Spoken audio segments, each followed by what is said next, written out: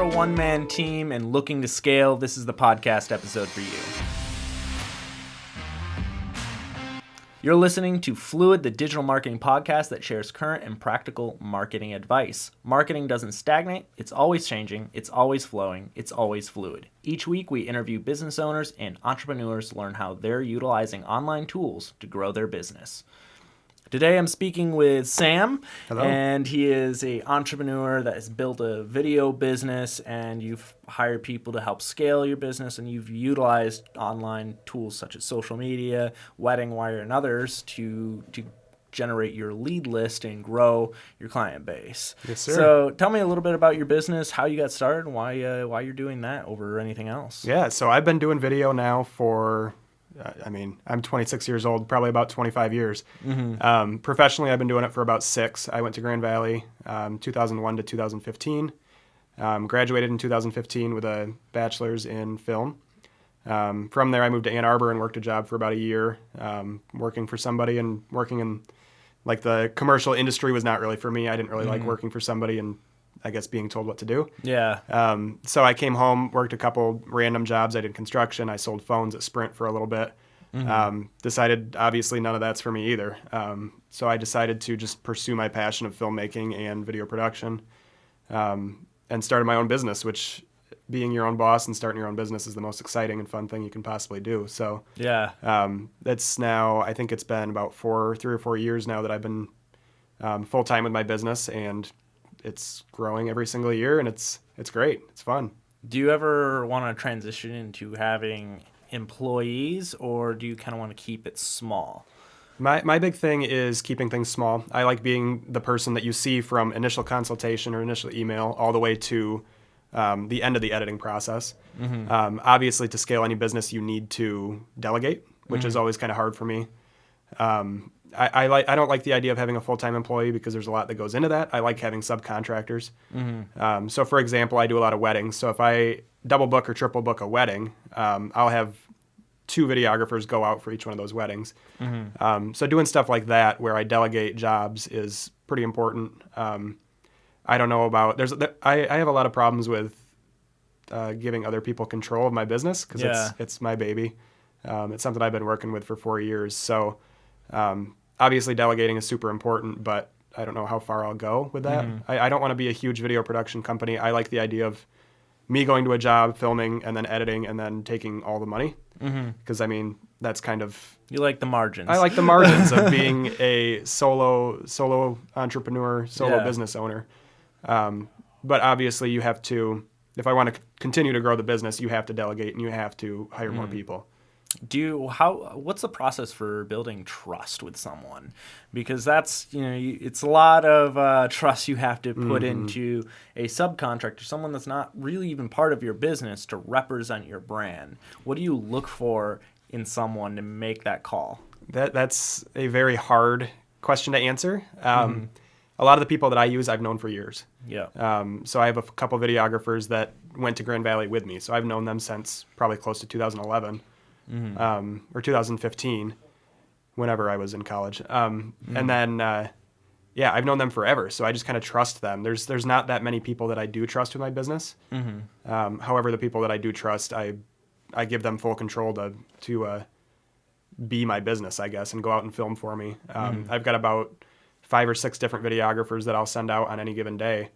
And it's hard to trust people, but again, if you want to grow, you have to delegate and you have to put that trust in people. Over the next couple of years, I hope to get more people that I trust. I always bring people with me to shoots before I just send them off on their own. Yeah. Just to see their personality, to see if they mesh with me, if they mesh with my business. I'm a really easygoing guy, and at least I like to think I am. Yeah. So finding people who have similar personalities to me is super important because, especially on a wedding day, you don't want to be uptight. You don't want to look nervous. You don't want to be running around like a chicken with your head cut off. Yeah. You kind of have to be calm, cool, and collected, and also do what you're there to do. It's a lot to trust somebody with a business, but again, if you want to grow, you have to. So you really got to roll with the punches and be flexible, make sure you get that job done. But for sure. if you're stressed out, you can't show it. And if you're stressed out, you really shouldn't be in that industry. Exactly. Because weddings are extremely stressful for the wrong personality. I luckily don't feel stressed at weddings. I feel very relaxed, and I feel confident and capable in what I'm doing and why I'm there. So it works for me, but I know people that they do it for the money, and it stresses them out, and then they burn out. Yeah, and that's another thing too, is the people that I hire are passionate about what they do. They're not there. I've had people in the past work for me that just wanted the money, and it shows in their work. It shows in their client interaction. My business is, I like to think, top quality that you can get from a personal and quality of the end product. So the people that you hire when you hire my company are going to be people who are passionate, people who love what they're doing. And that shows in their work too, because I mean, if you don't like doing something, you're not going to give it your all. Yeah. But if you love what you're doing, you will do anything you can to better yourself, and it shows in the video. So, Yeah, that's element is just so important when it comes to hiring people working for you and for clients that are looking to hire you to capture something so intimate and important with their life. for sure. They don't want to hire somebody that's just in it for the cash. Yeah, exactly. And there's some companies out there that do that. They're in it for the money, which that's fine. I mean, you got to make money, and obviously, if it wasn't for the money, I would probably be in Florida laying on a beach if I didn't want money and working. So Yeah. I mean, we're all in it for the money, but at the same time, we have a passion for what we do, and money's just kind of an extra thing that comes with it. If I was in it for the money, I'd go do something more profitable or easier or whatever. Yeah, because there's nothing easy about it. Yeah. I mean, it's hard work, and it's very rewarding work as well. So, and the money's good too, which is also, The money also important. can be good. Can be good. Yeah, but there's also just so many other skills that go into it, because if you're a creative person, you may go into it like, oh, I know how to make good video. Well, you also have to know how to market yourself, how to sell yourself, how to do your finances. Like, there's just a ton of hats. And you could be the best videographer, editor in the world, but if you don't know how to run a business, if you don't have good client interactions, you're not going to make it.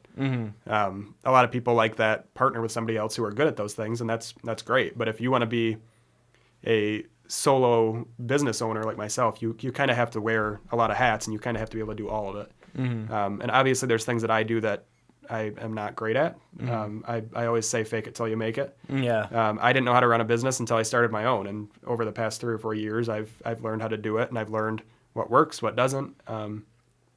And yeah, you just kind of have to wear all the hats and figure it out. So it was all trial and error for your business. 99% of what I do is trial and error. Right.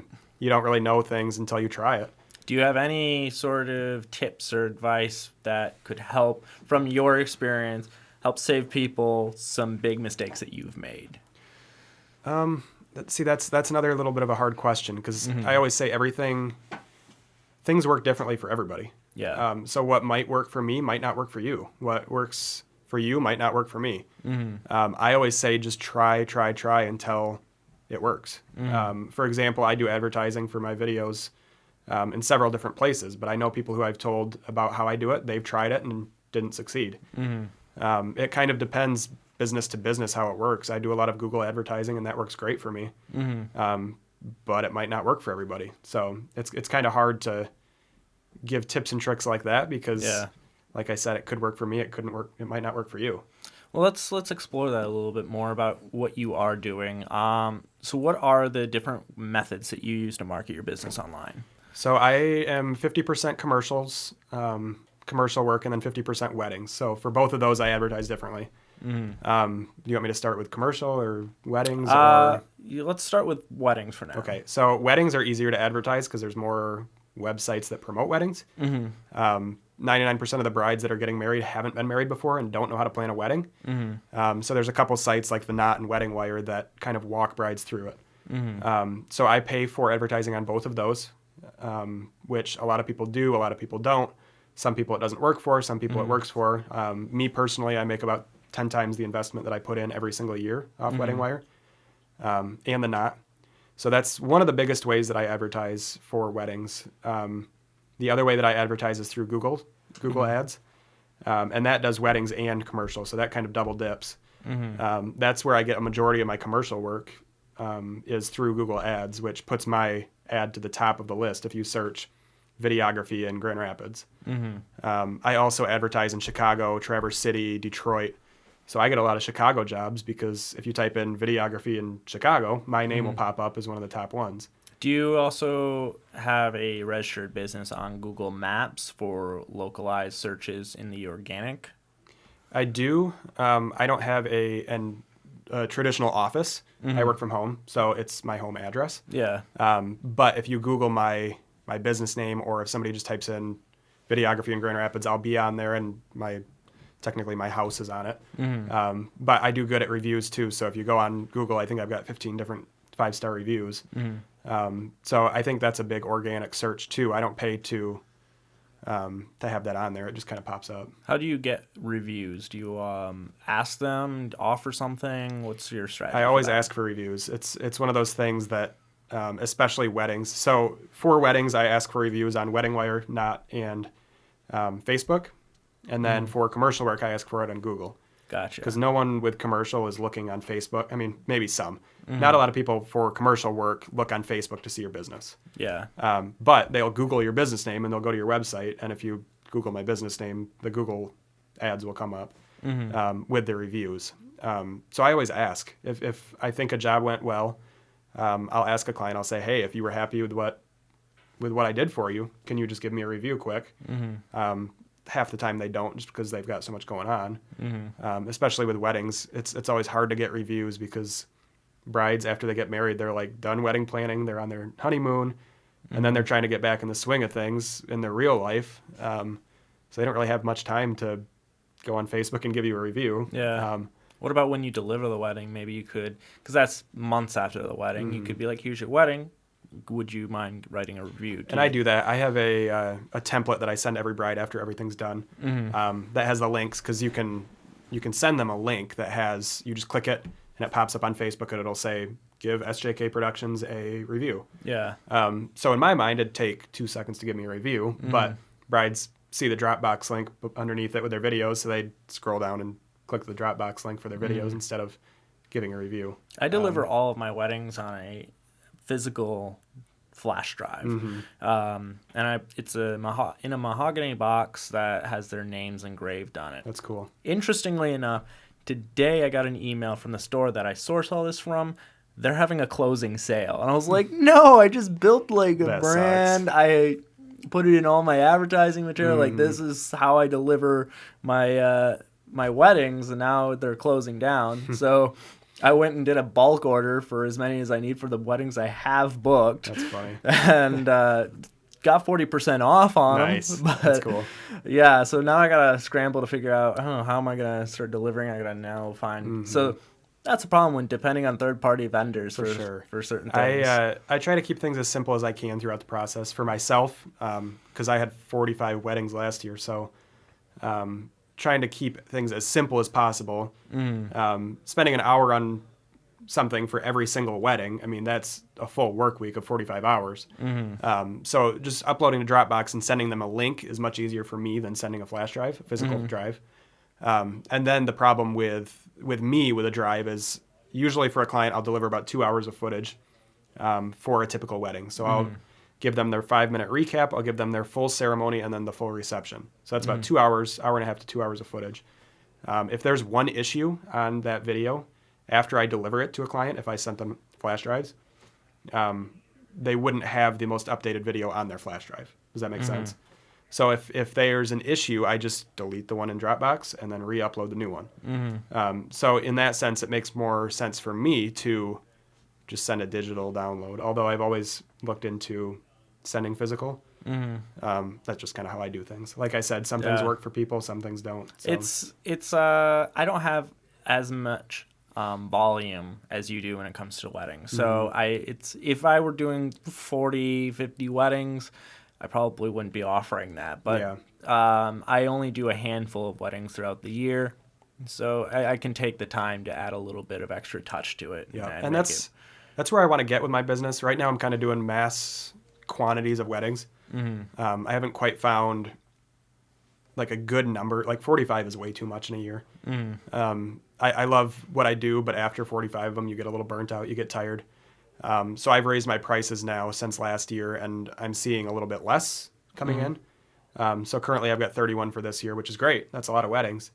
But I also raised my prices. So I'm making similar to what I made last year with 45, this year with 31. And that's kind of the end goal, is that I can, I don't know, do 20 to 30 weddings a year, but then put double the amount of time into the edit, the client interaction, the delivery of the product. So maybe someday when I get to that point where I'm comfortable with having a pretty small amount, I can put more time into the delivery of flash drives and all that kind of stuff. Have you looked into or heard of WeTransfer? I have. What are your thoughts on that? I have not done enough research on that. Okay, that's what I use for most of my file transfers that's outside of weddings, because you can brand your page with it, and it's free if you only send 2 gigabyte files. Okay. I pay the subscription so I can send up to 20 gigabyte files now, Nice. and you can password protect it. I like it because unlike Dropbox or Google Drive, you start adding these videos and they add up on your space, and then you have to start clearing things out. I don't like having to manage or think about that. And Dropbox isn't that professional. I know I'm kind of an old man when it comes to technology. I've been using Yeah. Dropbox for, I don't know, 10 years now. Since it came out, I've been using it. And it's one of those things that I just use because I've used it forever. Yeah. It's not very, like if I send a link to somebody, it's not very professional. It just says their folder name and then their videos. So maybe it's something I need to do when I have some time to investigate better ways to deliver. Yeah. And WeTransfer, I've seen it before. I've just never really played with it. So Yeah, might have I to. like it. You get to choose the imagery in the background. When you pay for it, you get to choose the imagery. You get a custom URL. It's still like WeTransfer, but then it's like at your name, and then it's lower branded. So Okay. it's just a nice user experience, and then you don't have to worry about rotating inventory, paying for extra storage. You send it. You can set it to expire after a certain amount of time, because I think you do have a limited amount you can actually carry in. Okay. But I just set it 4 weeks. They have it. They can download it, and then after 4 weeks, it kills the file. Gotcha. And it's just not something I have to worry about. Yeah, it's something I need to look into. Yeah. Again, when you do 45 of them, you just kind of, I always say that I'm just kind of coasting. I'm not really like growing. I'm not getting better at what I do, but I'm also not getting worse just because I don't have time to pursue other ventures on how to do different things. So I just kind of do what I've always done. And hopefully this year with the less weddings, I can have more time to investigate more things and do more new things and all that kind of stuff. So Yeah, I think it's always important to like experiment and grow. I don't want to ever like feel stagnant, and then I feel trapped. And that's kind of where I've been the past couple of years because I've been doing so much. And that's, again, why I raised my prices a little bit. I simplified my packages so it's less work for me. It's just kind of, I'm 4 years in, but I'm still finding what works best for me.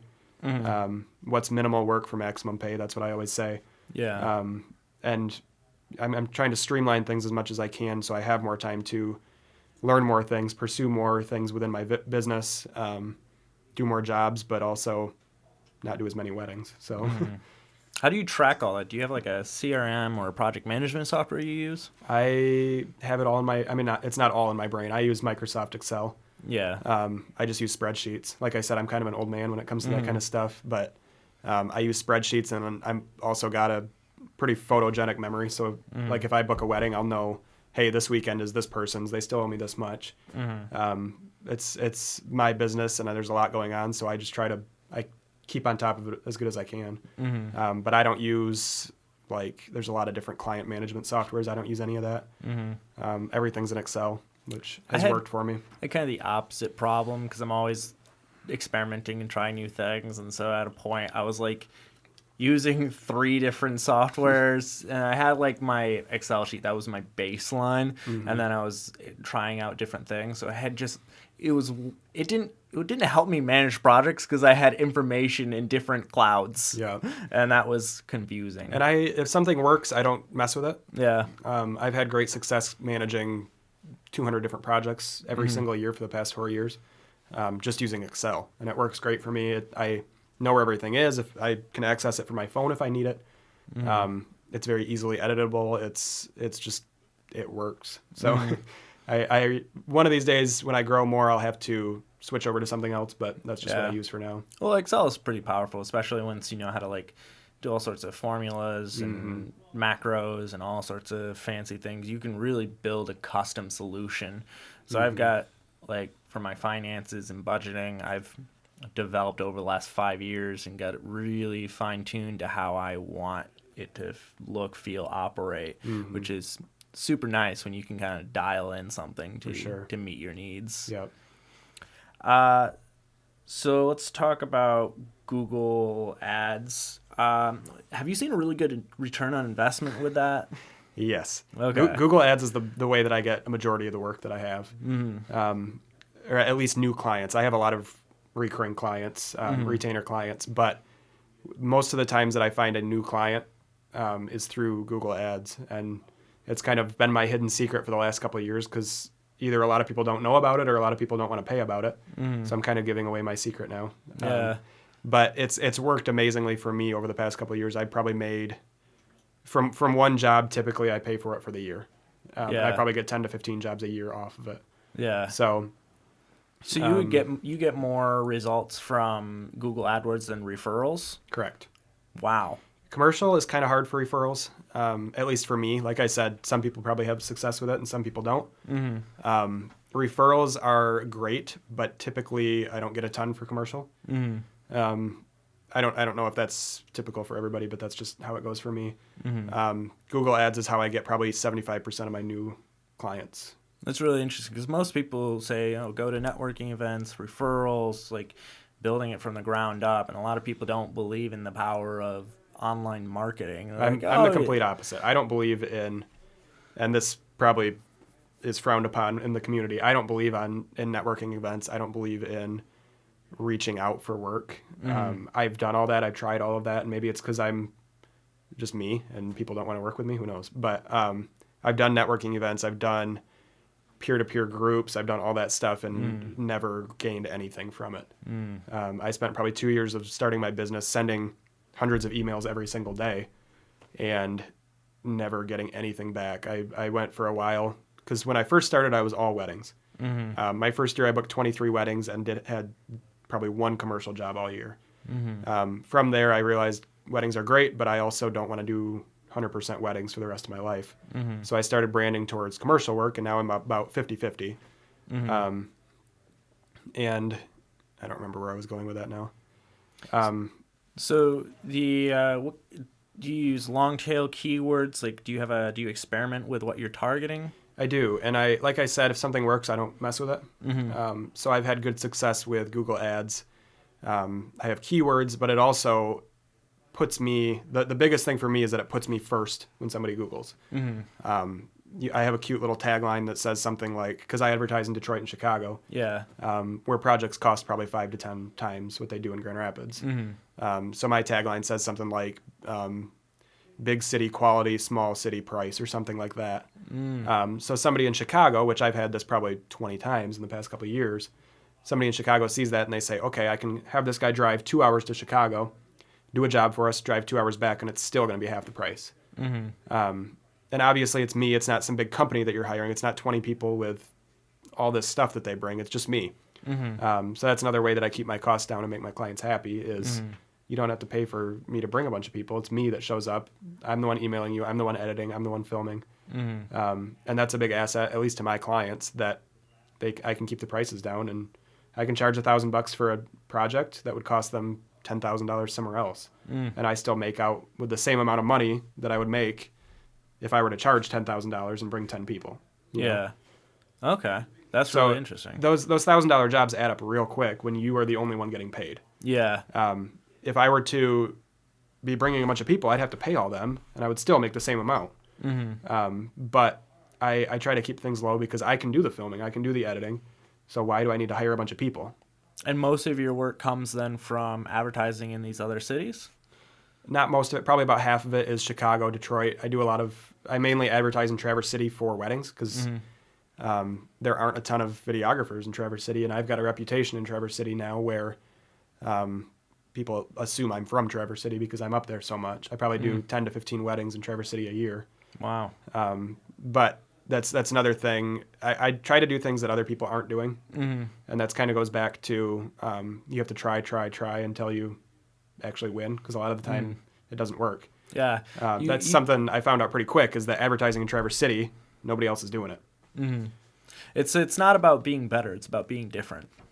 Absolutely. Yeah. And that's something, you can do the same thing as everybody else, but everybody else is doing that same thing. So if a client emails you and 10 different companies and all of them send the same thing back, but one person is different, they're obviously going to go with that company that's a little bit different. Yeah, it's going to catch their eye. For sure. And the same thing with pricing too.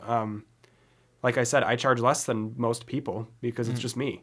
And that might be the thing that's a little different than other companies, is I'm not going to bring a big crew of people.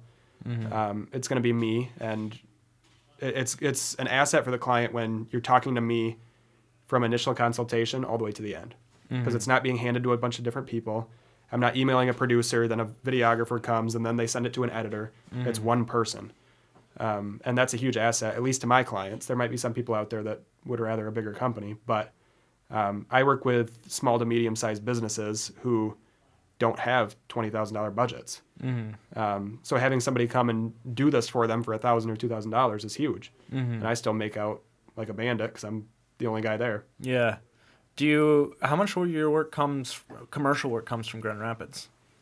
Probably about 50%. Okay. I have a lot of retainer clients. One of my biggest clients is a national conference that happens twice a year. So they have one conference in Minneapolis every year, and then their other one is roaming throughout the country. So I've worked with them now for 3 years, and they're my biggest client. Let me qualify that a little bit more, but how many people from your Google ads are coming from Grand Rapids? About 50%. Okay, so still the same. Yeah. Gotcha. And I have done email marketing. That's where I actually got my biggest client, was email marketing around the country. I I realized, remember you telling me or saying that about that. I realized pretty quickly that there's a lot of video companies in Grand Rapids, because we're a pretty techie, kind of down with we're like a video, there's a lot of video people around here. Yeah. There's a lot of arts and entertainment people around here. So I realized very quickly that to grow and continue to grow my business, I need to pursue jobs that aren't necessarily just in Grand Rapids. You can make a living doing that, but also it's better if you search other places. So when I first started, I did an email marketing campaign where I emailed about 20,000 different companies, organizations, and conferences around the United States, of which I booked like 5 jobs, which doesn't sound like a lot, 5 jobs for 20,000 emails, but that's my biggest client came from that. Actually, 2 of my biggest clients came from that. And I booked quite a few jobs just because of those jobs. Did you buy a list, or did you create it on your own? I had a lot of free time because I was primarily doing weddings. So during the winter, I was slow. So I didn't do anything during the winter but compile email lists. So I would go on Google and I would type conferences in Minneapolis, Minnesota. 100 different things would come up, and I would go to each one of their websites, find an email on that, put it in my Excel spreadsheet, and then I would at one point send about 500 emails at a time to every single thing I did. So it was a very monotonous and boring and long process, but it was huge.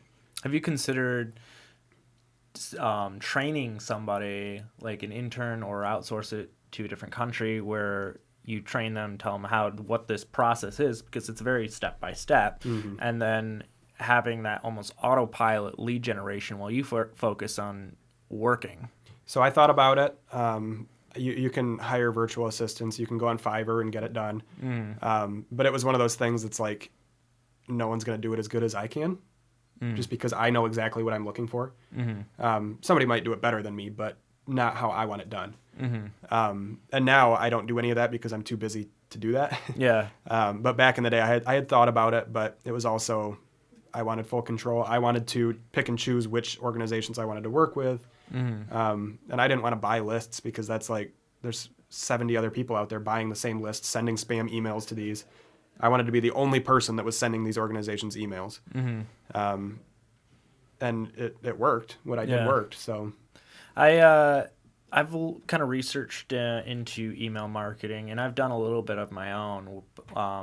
And I went in and customized it. So I did that same scraping of going to like Yelp, looking up the industry, pulling in the different companies, finding the contact. That's the tedious part. Once you have like a name and a few other sources on your spreadsheet, and you can send a mail merge and say, hey, Joe, found you on Yelp, and I just wanted to reach out because I think maybe you could use some video services, blah, blah, blah. And then you send that at scale. I think when we talked, you had designed kind of one simple, or not simple, but like one email that you sent out to everybody. Is that right? Yeah, so it wasn't personalized. I was more interested in getting as many out as I can. If you personalize everyone, you have to personalize, like find a name in the website, which a lot of the time it was an info at, and then their website name.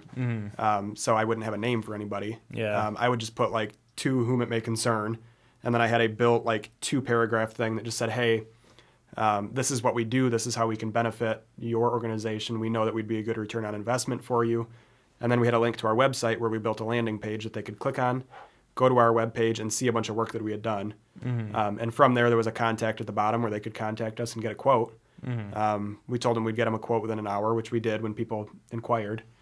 And then almost every single person that actually inquired sent us an email back and booked with us. Was there a title that you were targeting, like an event coordinator, or were you just looking up conferences and finding their generic contact email? Yeah, that's kind of how I did it. The biggest return on getting clients was the conferences out of state. So I would just email the conference. So it'd be like info@theconferencename.com, which I figured out pretty quick that most of those have event planners. Because I was still new in my business. This was 2017 or 2018, so a couple of years ago. Yeah. So I would just go on their website, find the email at the bottom, or go to their contact form, send them a contact, and it was very tedious and didn't have a ton of success, but I also got clients from it.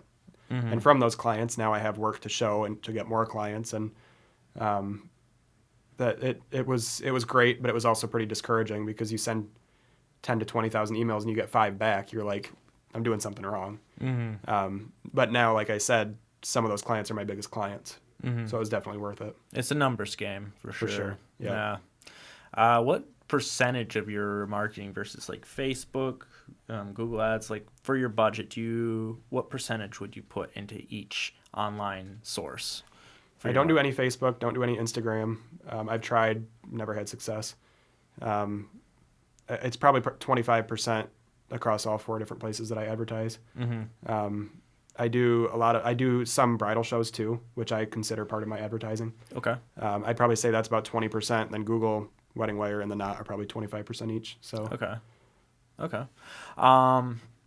And so you do the Google Ads. I had a follow-up question with the Google Ads. I'm trying to remember what it was.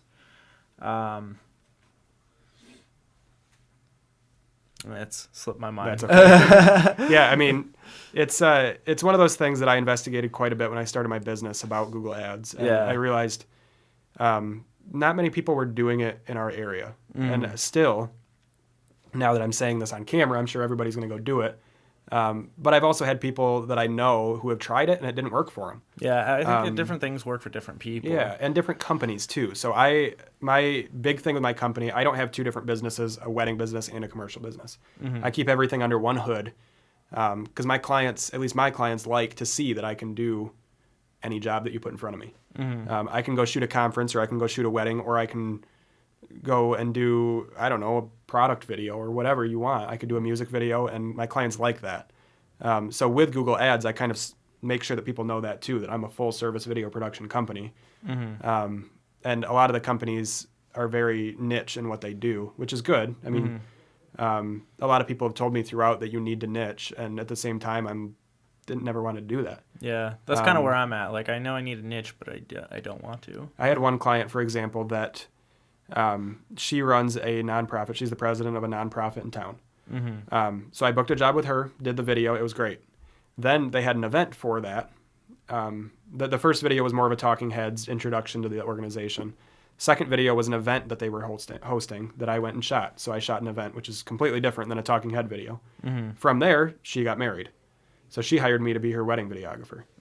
A lot of different companies in town can do one of those well. And now I'm trying not to toot my own horn, but I'm just saying that's how I brand my company is I do try to do everything. So clients like that, I got her to book 3 times with me for 3 different things compared to another company might book one of those and then she might go find a different company and then a different company. Do you segment based on the like niches? So if you do product and music video, do you find long tail keywords to target and then create a custom ad for those? No, I'm not an advertising expert. I have one ad that I put on Google that basically just advertises my business as a whole. Right. I'm not targeting towards weddings. I'm not targeting towards commercial. I'm not targeting towards music videos. I'm just targeting the audience that's searching for video production. Gotcha. Some of my keywords are wedding videography. So if you type in Grand Rapids wedding videography, my business is one of the first ones that come up. So I'm not targeting specific niches, but I also have those keywords within the ad. Gotcha. So if you Google music videos in Grand Rapids, my company will likely come up. Have you done YouTube ads before? Never done YouTube ads. I don't think...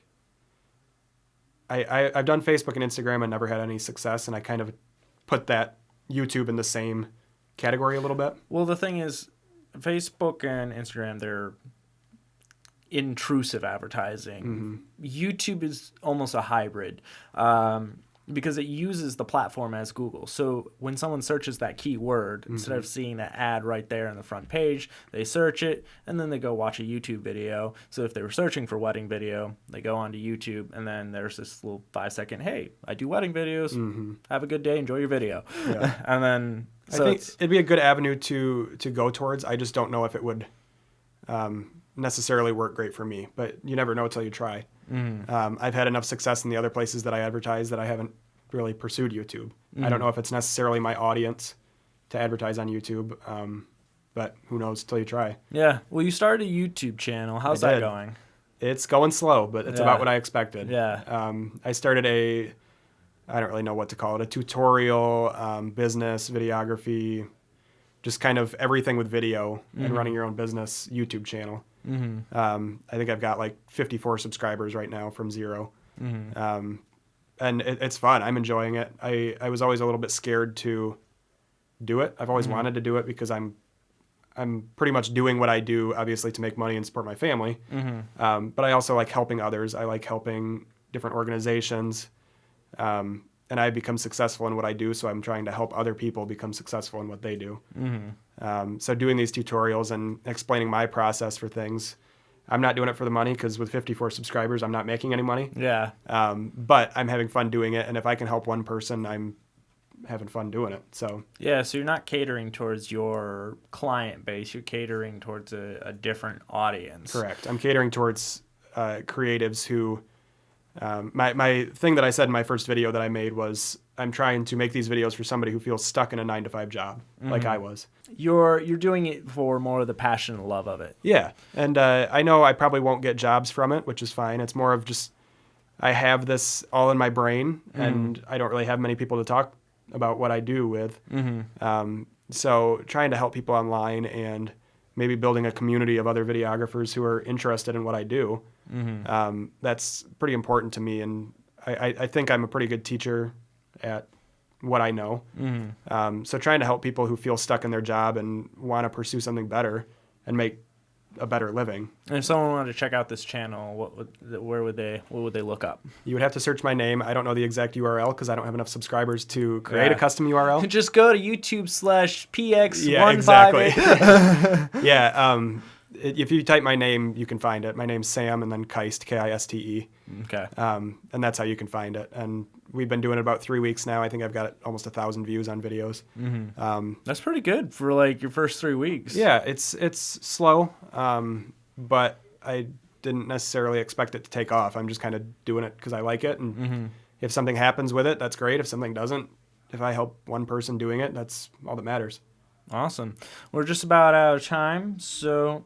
I want to ask you what your 3 pieces of advice for a creative that is just getting started with their career. They always say this. My number one thing is be yourself. Don't fake yourself. The biggest thing with what we do is getting clients to trust you and getting those clients to then refer you to other people.